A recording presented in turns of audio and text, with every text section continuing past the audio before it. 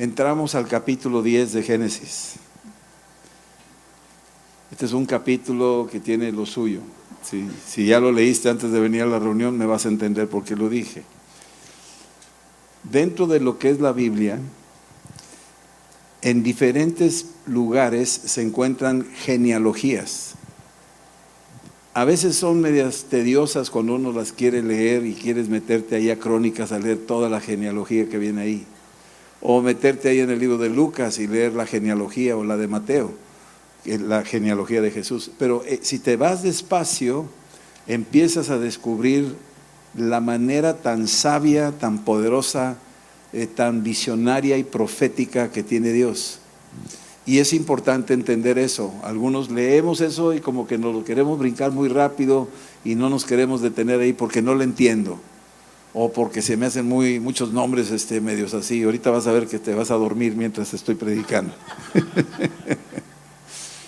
Pero el capítulo 10 se registra la genealogía de los descendientes de Noé. Eso no interrumpió la genealogía de Adán, no la interrumpió. No interrumpió la genealogía de Set y no interrumpió la genealogía de Caín. Porque estos que sobrevivieron todavía vienen desde el inicio. Nosotros venimos de Adán y Eva, de ahí venimos. Y por eso tenemos lo que tenemos y nos pasa lo que nos pasa.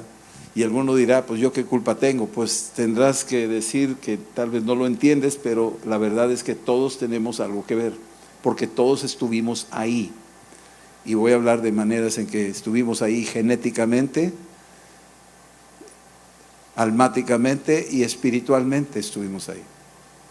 Somos herederos de algo que pasó en el huerto y de ahí viene todo.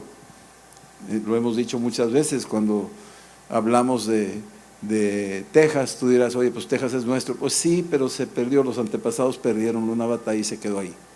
Entonces somos herederos de algo que se quedó allá.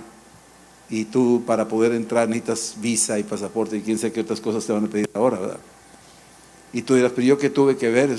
Sí, por eso tú no, pero las batallas de los antepasados por ahí pasaron, los errores de los antepasados por ahí pasaron. Y el error que tuvo Adán, ese pecado que tuvo Adán, nos dejó a nosotros una herencia y somos de ella, nos tocó. No es culpa, dirás, mía, pues a lo mejor puedes pensar así. Sin embargo, por eso vino Cristo, para perdonarnos de todos nuestros pecados. ¿Sí? Entonces, la genealogía que empieza aquí en el capítulo 10 es cuando se borró toda la raza que existía, la raza humana que existía en aquel entonces y que estaban en una franca decadencia moral. Había violencia, ya lo vimos en los capítulos pasados, y Dios decidió, ya no puede ser esto. Él intervino y mandó el diluvio, pero sí le dio instrucciones a Noé para que construyera un arca, y en ella se salvaron él, sus 3 hijos, sus esposas y los animales que les dijo que metieran al arca. Y vino el diluvio y destruyó aquella generación y sobrevivieron aquellos que estaban en el arca. Y esta es la continuación después del desembarco. Aquí la genealogía es donde continúa ahora, saliendo de estas 8 personas que estaban en el arca. Lo vimos ayer la vez pasada en un kanji chino que decía 8 personas en un barco. Lo tienen registrado de más de 3,000 años a tal vez 4,000 años atrás. Este kanji que los chinos usan para decir barco, dicen 8 personas adentro de un barco. ¿Por qué lo dicen? Ellos no lo saben, nosotros sí sabemos por qué, porque la Biblia lo dice. Y en esa genealogía, cuando desembarcaron, la Escritura nos dice que los únicos sobrevivientes fueron Noé y sus 3 hijos con sus esposas. Y de ahí, de esos sobrevivientes, venimos todos nosotros, todos los pueblos que existen hoy en día, todas las naciones. Tal vez no lo entiendas, tal vez te hagas interrogantes de que por qué hay negros y hay gente de color así media amarilla, japonesa, oriental, china, o morenitos, o por qué güeritos. Y te vas a hacer muchas preguntas que ahorita no las vamos a abordar, pero sí tienen su razón y su explicación. Sin embargo, de ahí venimos todos. venimos, por decir así, somos los sobrevivientes de aquel cataclismo, de aquello que pasó. Y fue una inundación mundial, fue un diluvio mundial, ¿sí? Y Dios dejó, cuando salieron del arca, un pacto, dejó una señal. Lo veíamos la clase pasada, el arco iris que le llamamos nosotros, ese arco que era luz blanca que pasaba por estas nubes que tenían gotitas de agua, y por eso se producía el efecto prisma y había una refracción de 7 colores. Y decíamos que el número 7 es el número favorito de Dios, es el número perfecto, ¿sí? En 7 días creó, 6 días lo creó y al 7º día descansó. Y hay muchos otros por qué celebramos 7 días a nivel mundial. Todo mundo tiene la semana de 7 días, es algo que está ahí. Pero esa luz blanca, decíamos, es mismo Dios que está haciendo una manifestación, porque Dios es luz, dice la Escritura. Y algún día veremos la gloria de nuestro Dios, que es luz, y estaremos delante de Él aquel día en que el Señor nos llame. Así es que dejó este pacto como una señal de que no volvería a destruir la tierra con agua. Ya no habría diluvios mundiales. Sí hay diluvios, aquí ha habido diluvios, hemos tenido nuestros diluvios aquí. Sí hay lluvias o torrenciales o lo que quieras llamarle, pero eso no está quitándole mérito al anuncio de que Él no iba a destruir la tierra con un diluvio. Como hay fuegos ahorita aquí y allá en los bosques allá de California, pues eso no es el fin del mundo. Viene un fuego que va a ser mundial, y está escrito en 2 de Pedro 3. Pero el hecho que haya fuegos aquí y allá no quiere decir que ya concluyó, ya es el fin del mundo ahí. No, así no es. Todavía falta el capítulo final. Ahora entramos al versículo 1, les voy a pedir que tengan paciencia conmigo, porque vamos a ver algunos nombres. No quiero entrar en tantos nombres porque sí son bastantes, pero es importante entender este capítulo 10, que es una explicación de las genealogías que salieron del arca, y es una proyección al futuro, y va a abarcar el futuro hablando después de la Torre de Babel, que es el capítulo 11. No faltes la semana que entra porque vamos a ver el capítulo 11, ¿sí? El capítulo 11 es cuando empiezan la Torre de Babel y muchas otras cosas. Este capítulo 10 se proyecta y como que va más allá del capítulo 11, y se empieza a meter esto de la genealogía. Y si no lo entendemos ahorita, en la medida que empiezas a leer la Biblia, vas a entender algunas cosas que aquí se están diciendo, ¿sí? Entonces, versículo 1 dice: estas son las generaciones de los hijos de Noé. Noé tuvo 3 hijos, Sem, Cam y Jafet, a quienes nacieron hijos después del diluvio. Ellos empezaron a reproducirse. Noé logró rescatar del diluvio a sus 3 hijos, incluyendo a sus esposas. No tenemos información de sus esposas. No sabemos si venían con algo de los de Caín, o si venían con algo de los de Set. O sea, esa parte no nos da mucha información la Escritura, pero los síntomas se van a ver más adelante. Más adelante vamos a empezar a ver síntomas de algo que empezó a aparecer. Ellos creyeron, estos hijos creyeron y obedecieron la instrucción de su padre, y participaron en la construcción del arca. Ahora, fueron 120 años en la construcción del arca. Entonces algo aprendieron en esos 120 años estos 3 hijos. Cam fue el que se rió, se burló, deshonró a su padre Noé, porque Noé se embriagó y entró y lo vio en malas condiciones, sin ropa, y se burló de él. Y cuando despertó al día siguiente, Noé maldijo a Cam. Así es que Cam es, por decir, de los 3 hijos, uno de ellos fue maldecido por su padre. Esa maldición no quedó ahí, es una maldición que de ahí trasciende y afecta a generaciones futuras, pero es importante entenderlo. De estos 3 hijos, todos nosotros provenimos de ahí. Todos los seres humanos que han existido desde el diluvio hasta el día de hoy, de ahí venimos, de Noé, Sem, Cam y Jafet, de ahí venimos. Como Dios lo había ordenado, había dicho en varias ocasiones: fructificad y multiplicaos. Pues literalmente eso fue lo que pasó. Desembarcaron en el monte Ararat, se abrió la compuerta, salió Noé, ya la tierra estaba seca, la palomita había llegado con una ramita de olivo, ya había avisado que ya estaba lista la tierra, se esperó 7 días, la paloma ya no regresó, que es una tipología del Espíritu Santo, y finalmente desembarcaron. Y cuando llegaron y empezaron a ver la tierra, empezaron a hacer toda una historia nueva. Y ahí es donde se empezaron a fructificar y multiplicar. Los hijos de Jafet, aquí empieza el versículo 2 a hablar de uno de los hijos de su descendencia, pero lo menciona por algo importante y ahorita lo vamos a ver. Jafet es el padre de Gomer, es el padre de Magog, de Madai, de Javán, de Tubal, Mesec y Tiras. Y estos nombres que estamos pronunciando ahorita, que vienen de la tribu de Jafet, más adelante vamos a ver por qué se mencionaron, para que encuentres la raíz. Los nombres de Gomer, Magog, Mesec y Tubal aparecen más adelante en el libro de Ezequiel, capítulo 38 y 39. Yo te animo a que leas esos 2 capítulos. No los leas a la noche porque quién sabe si duermas, pero sí léelos, vale la pena que los leas. Y te voy a decir por qué. Porque en los capítulos 38 y 39 de Ezequiel se habla de la última gran batalla que va a existir aquí en la tierra, una gran guerra. Y los involucrados aquí son, por un lado, Magog, Mesec y Tubal, ¿sí? Y por el otro lado, Israel.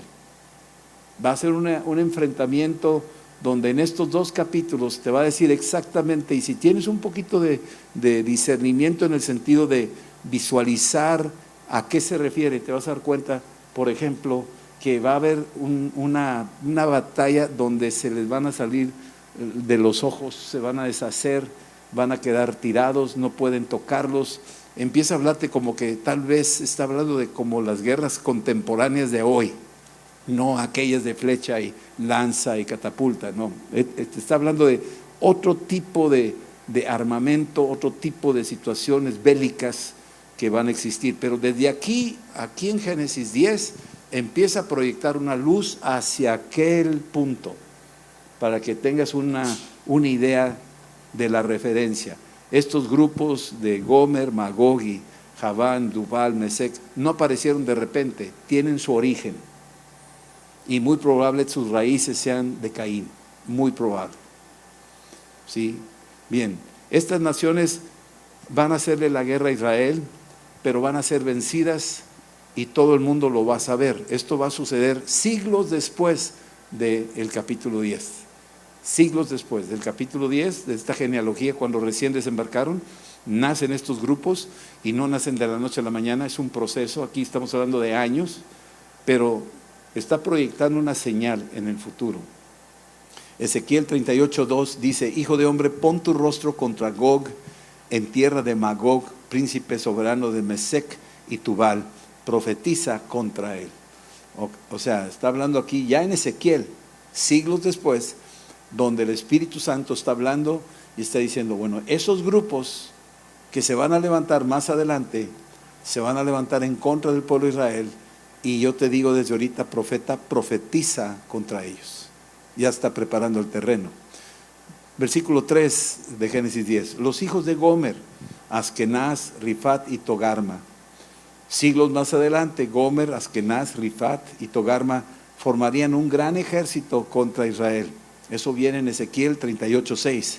Gomer y todas sus tropas, la casa de Togarma, de los confines del norte, y todas sus tropas, muchos pueblos contigo. Está hablando de un ejército donde estos grupos descendientes de ahí, de Jafet, se van a empezar a integrar y van a ser un ejército, por decir así, lo que llamaríamos aliados, ejércitos aliados que se van a levantar en contra de Israel. Ahora, esta guerra, esta última guerra que estamos hablando, todavía no sucede.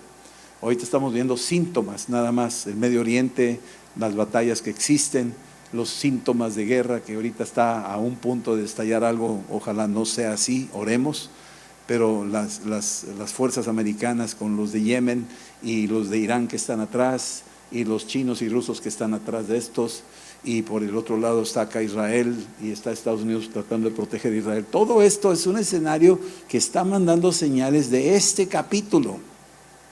aunque no lo detectas del todo, pero así está. Versículo 4 de Génesis 10.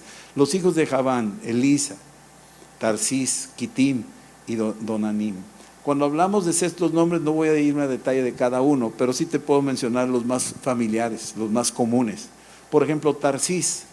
Tarsís era un centro marítimo, era un centro comercial, era un lugar, ahora sí que era como un Hong Kong, por decir así, ¿no? Que todo el mundo para ir al oriente pasa por Hong Kong para los comercios. Bueno, era muy rica y famosa, tenía oro y había ahí muchas riquezas. Y también son de las riquezas de las cuales Tarsís tomó de Israel. En alguna de las guerras que hubo, estos grupos de Tarsís se llevaron tesoros de Israel y se los quedaron ellos. Ezequiel 38:13 dice: Sabá y Dedán y los mercaderes de Tarsís, todos sus príncipes, te dirían: has venido a arrebatar despojos, has reunido tu multitud para tomar botín, para quitar plata y oro, para tomar ganados y posesiones, para tomar grandes despojos.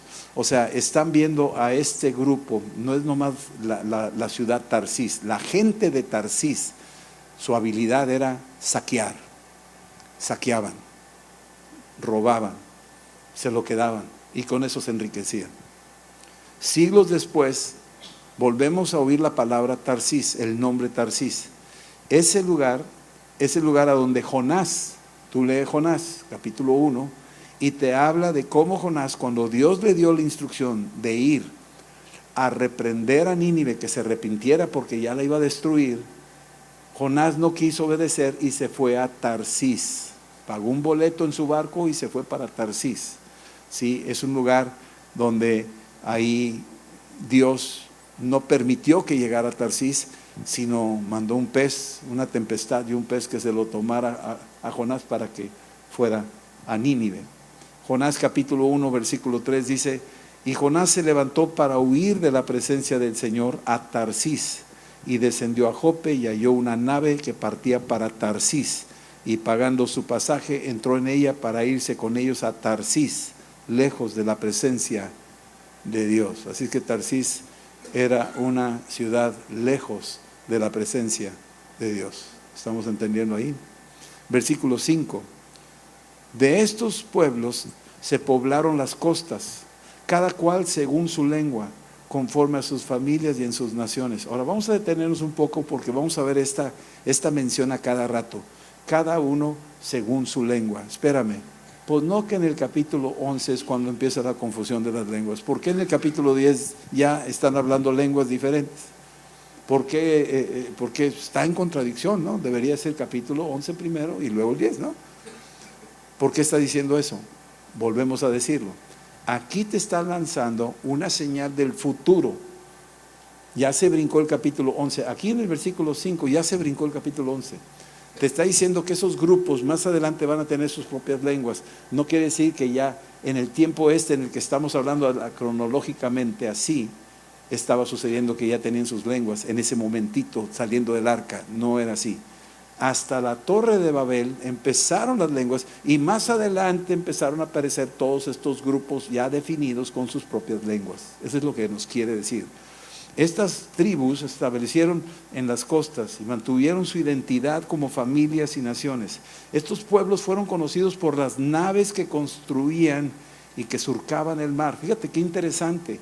Estamos hablando de pueblos que eran de las costas, donde ahí en el Mediterráneo ellos tenían ya sus astilleros y construían esos barcos.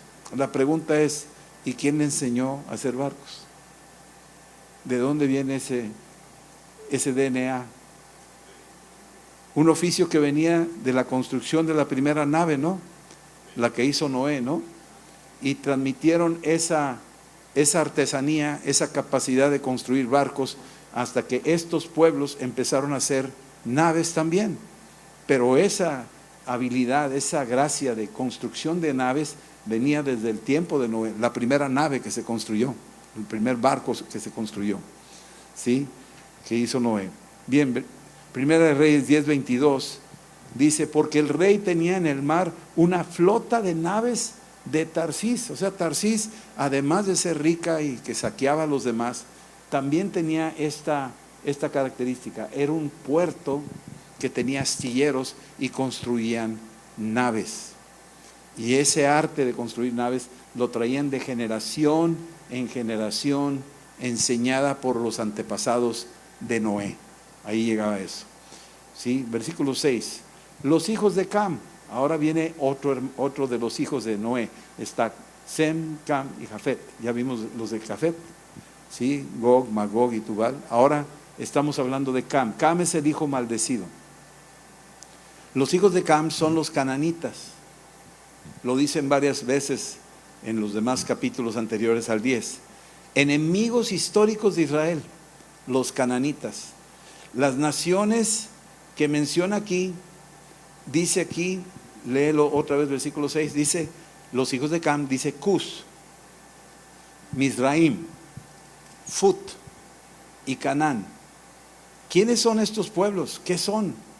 Los leo en ese idioma, ¿por qué no me los pones más sencillos? Bueno, así porque te está dando las raíces de origen de estos pueblos. Ezequiel 38:5 dice, otra vez hablando de los capítulos 38 y 39, léanlos por favor, te va a dar más luz. Este capítulo 38 de Ezequiel, versículo 5 dice, Persia, Cus y Fut, con ellos, todos ellos con escudo y yelmo, es decir, pueblos aguerridos. Les encanta el pleito. Son de los que buscan a ver dónde hay bronca. Les encanta. Persia, pues ya sabemos qué es Persia, Irán. Hoy la conocemos como Irán. Cus es Etiopía. Fut es Libia. Cuando estaba Gaddafi, antes como el presidente, era el territorio más peligroso de todos en cuanto a terrorismo y ataques, y hacían explotar aviones y toda la cosa. Libia. Y finalmente el grupo 4 es Canaán, los cananitas, de donde vienen los palestinos. Así es que estamos teniendo estos 4 grupos bélicos que vinieron de Cam. Ahora, Cam es el hijo maldecido y tiene estos 4 pueblos que vienen de él. Esta maldición que trae, ahora la está transmitiendo a Persia, a Etiopía, a Libia y a los palestinos. Eran pueblos guerreros, enemigos acérrimos de Israel hasta el día de hoy. ¿Te estás dando cuenta del alcance de aquel grupo que salió de los tiempos de Noé y a esa maldición que Noé le dio a Cam? Las consecuencias y el alcance, y cómo estos grupos ahora, más adelante, históricamente, pasarán los siglos, pero siguen con la misma señal. Con la misma señal. Versículo 7. Los hijos de Cus, los hijos de Etiopía, Seba, Ávila, Sabat, Ramá, Sabatec, etc. Bueno, más adelante aparece de los de Cus, de Etiopía, una reina que se llamaba la reina de Sabá. La reina de Sabá aparece en la Biblia más adelante en los tiempos del rey Salomón, y dice en Reyes capítulo 10 versículo 1, Primera de Reyes 10:1, dice, oyendo la reina de Sabá la fama que Salomón había alcanzado por el nombre de Dios, vino a probarle con preguntas difíciles. Así es que Etiopía tenía el reino de Sabá, una reina. Siglos después de ese grupo, del grupo de Cus, sale una mujer que tenía curiosidad por conocer la sabiduría que tenía Salomón. Salomón la atiende. Tú léete el capítulo 10, Primera de Reyes 10, léelo, es un capítulo cortito, lo puedes leer, de cómo ella trajo tesoros, consultó con Salomón, Salomón le reveló las cosas, le explicó todo con su sabiduría, y cuando terminó la entrevista, no se sabe, pero parece que formó parte del harén de Salomón, se cree, no se sabe porque él tuvo 1000 mujeres, ¿verdad? Quién sabe cómo vivió ese hombre, pero lo que sí es cierto es que ella se fue con más tesoros que los que trajo, se fue con más tesoros que lo que ella había traído para impresionar al rey, para pedir audiencia con el rey le dijo: no, hombre, es un pelo de gato, te voy a dar la melena de león, órale, toda, llévate los tesoros. Versículo 8, Cus engendró a Nimrod. Ahora vamos a entrar un poco, te vas a ir dando cuenta cómo se está angostando, se está haciendo un poquito más angosto el proceso. Ya está hablando de Noé, luego los hijos, los tres, y luego hablamos de Jafet, entramos con Cam, y de Cam entramos a Cus, y de Cus, ahora fíjate cómo va afinando la puntería. Aparece un personaje. Cus engendró a Nimrod, quien llegó a ser el primer poderoso en la tierra. Aparece el primer poderoso en la tierra, Nimrod. Y Nimrod es descendiente directo de Cam, el cananita. Viene directo del que maldijo Noé, que vino bajo la maldición de su abuelo Noé. El abuelo de Nimrod era Noé. Y dice aquí que Cus engendró a Nimrod. Es el primer poderoso de la tierra. Cuando dice esto, sí habría ejércitos, habría poblaciones bélicas, lo que tú quieras y mandes, pero Nimrod tiene una característica muy particular. Si hablamos de Genghis Khan, por decir un ejemplo, no tiene nada que ver con Nimrod, pero Genghis Khan, había muchas tribus guerreras en China, en Mongolia, pero cuando apareció Genghis Khan, aglomeró a todos los grupos tribales que existían, y desde ahí hasta Hungría llegaron. Genghis Khan, imagínate la invasión que tuvo este hombre, y a donde llegaba, cuidado, porque Genghis Khan era terrible lo que él hizo. Bueno, ese no, ni a los guaraches le llegaba a Nimrod.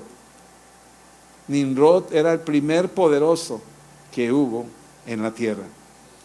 Poderoso, dice, se refiere a los ejércitos y al dominio que él tenía sobre muchos pueblos. Un hombre que tenía un carisma, un espíritu, diría yo, que operaba sobre él.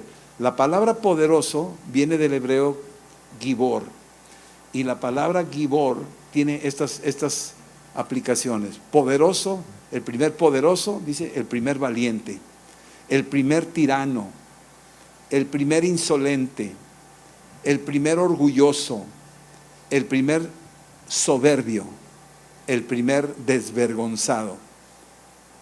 Para nombrecitos. Pero esos eran los nombres de este Nimrod, el primer gibor de la tierra, el primer poderoso. Y esa palabra abarca todos estos conceptos, que era la personalidad que tenía Nimrod. Nimrod es conocido en la historia. Arqueológicamente se han encontrado tablillas, estatuillas de Nimrod. Nimrod se convirtió en una leyenda, por decir un Pancho Villa, que de repente se hace una leyenda de Pancho Villa, ¿no? Pero Nimrod sí tuvo un origen real, es conocido históricamente y arqueológicamente. Él fue el rey de Asiria, y él fue el rey que estableció la ciudad de Nínive. Él fundó muchas ciudades. Según la leyenda, se dice que Nimrod, su esposa, Sameramis, cuando él salió de cacería, porque se le conoce como un poderoso cazador, salió de cacería, parece que iba de cacería, y parece que en un viaje largo, un león lo mató. Pero en ese proceso que se fue por varios meses, Sameramis se embarazó. Entonces, para que no quedara en mal Sameramis, y le trajeron la noticia que Nimrod había muerto, dijo: Nimrod no ha muerto, sino está dentro de mí y va a volver a nacer. Y entonces con eso maquilló su adulterio. Cuando nace Nimrod, ahora aparece Sameramis cargando un bebito. Ahora, no sé si ustedes han visto esas imágenes de una mujer grande cargando un bebé en las iglesias, en los templos. Viene desde Babilonia, viene desde ahí. Es Sameramis cargando a Nimrod. Y esa tradición se transmitió de generación en generación, se incrustó en diferentes corrientes, en la hindú, hablaríamos también en la católica, en la ortodoxa. Aparecen estos íconos que son de ahí, estas estas ideas. Entonces hay que entender el origen cuando vemos esos cuadros, de dónde viene. Les cambiaron los nombres, le ponen nombres cristianos y dices, no, pues es María y es Cristo, el bebito. Pero atrás de eso hay otro mensaje. Atrás de eso hay una tradición oculta, de la cual Nimrod es parte de esta introducción que viene desde Babilonia. Babilonia, por decir así, Apocalipsis dice que es la madre de todas las rameras, es decir, Babilonia es la fuente de la idolatría y del engaño mundial, que ha metido diferentes ideas en diferentes religiones y las ha desviado de la sana doctrina y de Jesucristo. ¿Sí? Después dice aquí, versículo 9, este fue vigoroso cazador delante del Señor, así como Nimrod, decían, es un vigoroso cazador delante del Señor. Nimrod se le conocía como vigoroso cazador delante del Señor. Así es que Nimrod era cazador. Cuando hablamos de cazador, no es solamente cazador de leoncitos y de tigres y de animales, sino muy probablemente este hombre estaba metido en ocultismo. Era un cazador de almas. Salmo 91:3 dice, Él te librará del lazo del cazador, de la peste destructora. Salmo 124:7 dice, nuestra alma escapó cual ave del lazo de los cazadores. Se rompió el lazo y escapamos nosotros. O sea, cuando entendemos, por ejemplo, en nuestro contexto de México, lo que pasa con esto de los carteles y la Santa Muerte y todo esto, ellos están también trabajando, son cazadores de almas y utilizan sortilegios y magia para atrapar las almas. Nimrod es el que estaba él como plataforma de los que promovían la cacería de almas. Jeremías 16:16 dice, he aquí yo envío muchos pescadores, dice el Señor, los pescarán y después enviaré muchos cazadores y los cazarán por todo monte y por todos collados, por las cavernas de los peñascos. Versículo 10. Así que este fue el comienzo de Nimrod, que aparece en el escenario. Te da cierta información que es un hombre belicoso, un estratega, un hombre que tiene una visión de establecer su reino construyendo casas, y no solo se limita a eso, sino que además él maneja fuerzas espirituales. Aquí dice que fundó las ciudades, versículo 10, Babel, Erech, Akkad, Calné, en las tierras de Siná. Me voy sobre la que conocemos, Babel. Nimrod es el fundador de la primera ciudad llamada Babel. El nombre significa confusión, lo veremos la semana entrante. ¿Sí? Es una obra que se oponía a Dios, una obra que decía, no vamos a seguir las enseñanzas de Dios, vamos a seguir nuestras enseñanzas, nuestros estilos, nuestra manera. ¿Sí? Y eso es lo que existe hoy en día. Las diferentes religiones del mundo están diciendo, no vamos a seguir las instrucciones bíblicas, nosotros vamos a seguir nuestras propias instrucciones, haremos nuestros propios libros. Los testigos de Jehová, los mormones, los musulmanes, los de la India, los famosos concilios que le dan más peso a las tradiciones que a la Biblia. O sea, es un sistema oponente a la palabra de Dios. Y ese es lo que hizo Babel, lo veremos la semana que entra, y significa confusión, confundiendo a la gente. Versículo 11, de esta tierra salió también el mismo Nimrod de Babel, y de esas ciudades construyó, y aparecieron después el reino asirio, y edificó la ciudad de Nínive, a la cual hablamos hace rato que Jonás fue ahí. Después de que Nimrod fundara Babel, salió para fundar otras ciudades. ¿Sí?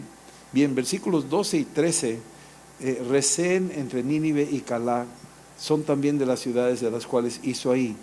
Y hablamos de las diferentes descendencias que salieron de ahí. Continúa la proliferación en esos versículos 12 y 13, no me voy a detener, pero continúa la famosa multiplicación y está extendiéndose cada vez más y más. Versículo 14 habla de que de ahí salieron los filisteos de Caftorim.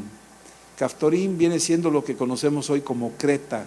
Los filisteos era su base principal. Creta era la isla básica donde estaban los filisteos. De ahí salieron y conquistaron los puertos que había en el Mediterráneo, entre ellos a los palestinos. Los mismos filisteos conquistaron a los palestinos.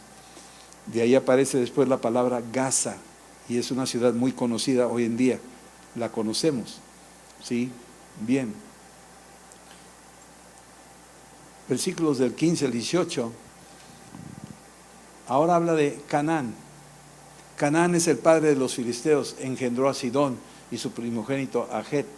Pero mira las diferentes tribus, desde el 15 al 18, fíjate, engendró también a los jebuseos, al amorreo, al jerjeseo, al heveo, al araseo, al cineo. Yo sé que están diciendo, ya mano, no te entendí mucho, o sea, párale porque son demasiados nombres y ¿de qué me sirve todo eso?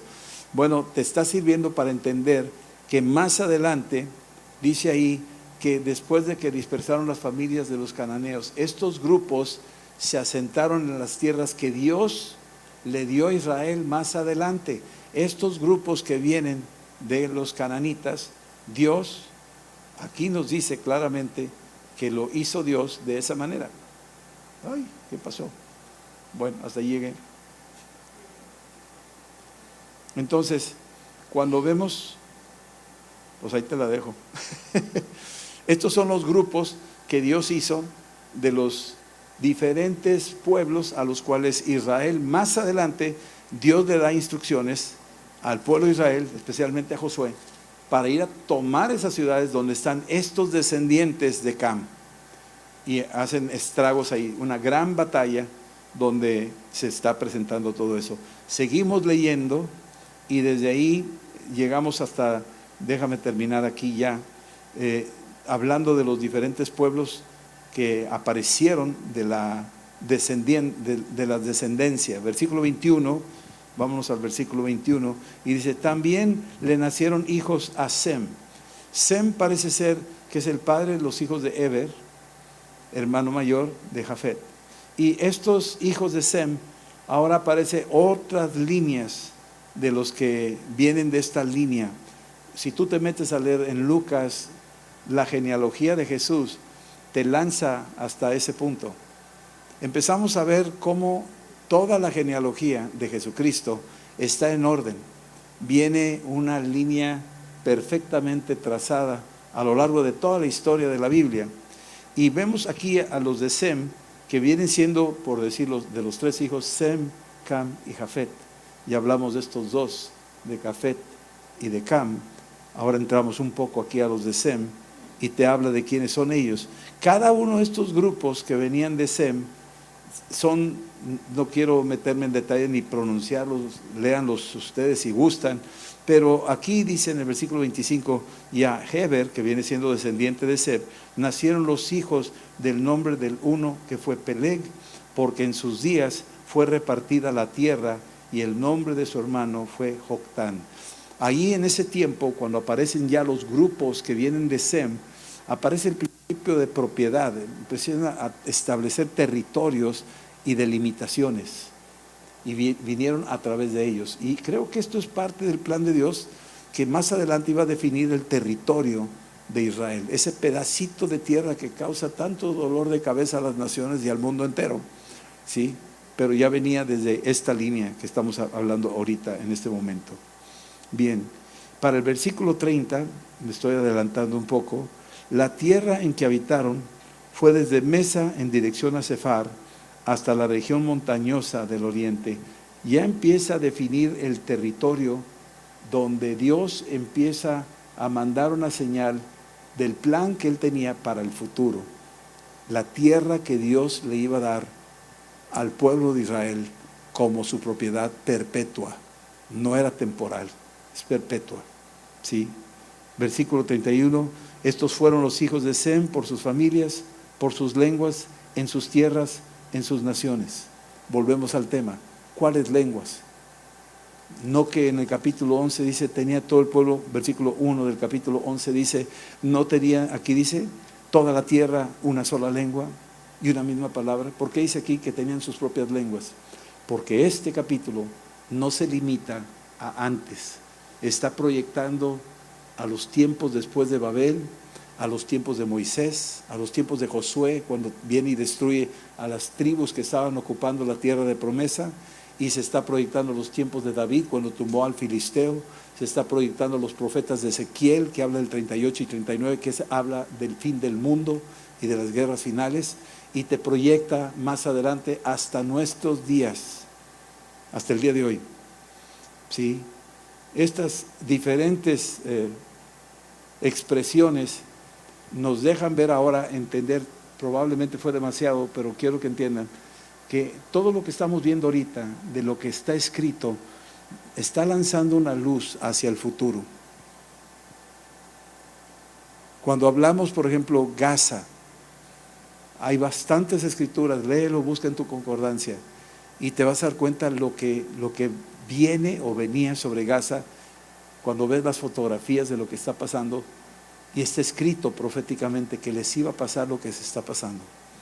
Cuando empezamos a ver estas tensiones entre estos pueblos de Persia, Etiopía, Libia, los países árabes contra Israel, todo tiene un origen, tiene una raíz, no es algo reciente, no fue algo de 1948 que alegan que ahí empezó el problema, no, esto es algo histórico que tiene siglos y tiene raíces muy profundas del pasado, y que es una palabra bíblica, profética, que está cada día más y más floreciendo hasta que va a darse a conocer.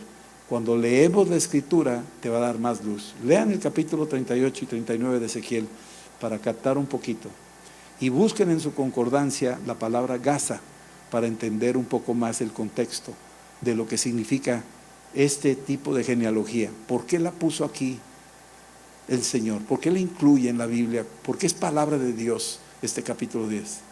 Porque es profética y porque está lanzando una luz para que nosotros en este tiempo sepamos que lo que Dios dijo es veraz, es verdad. Así es, no hay lugar a dudas. Vamos a orar, ¿sí?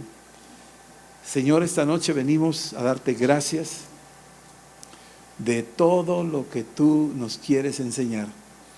Como dijo el apóstol Pedro refiriéndose a Pablo, algunas cosas que enseña nuestro hermano Pablo son profundas y difíciles de entender.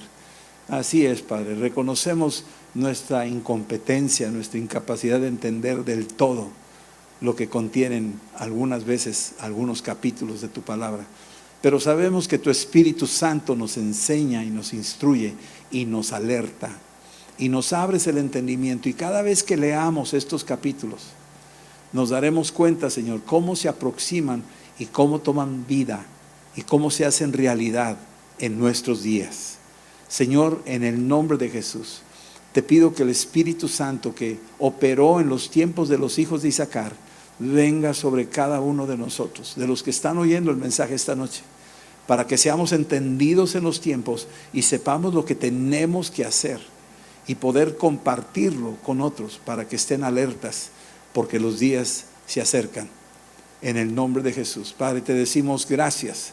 Oramos, Señor, que tu reino venga, que venga pronto sobre todo tu pueblo, que muchas almas se inscriban en el libro de la vida, en el nombre de Jesús. Gracias, Señor, que tú mantienes tu palabra y tú mantienes el curso de la historia y nadie la puede variar. En el nombre de Cristo Jesús te decimos amén. Quiero orar por los que no han recibido a Cristo. Necesitas a Cristo para entender el porqué de las cosas. Necesitamos recibir al Espíritu Santo para que Él nos guíe en estos tiempos y nos lleve como la luz de la aurora que va en aumento hasta que el día es perfecto.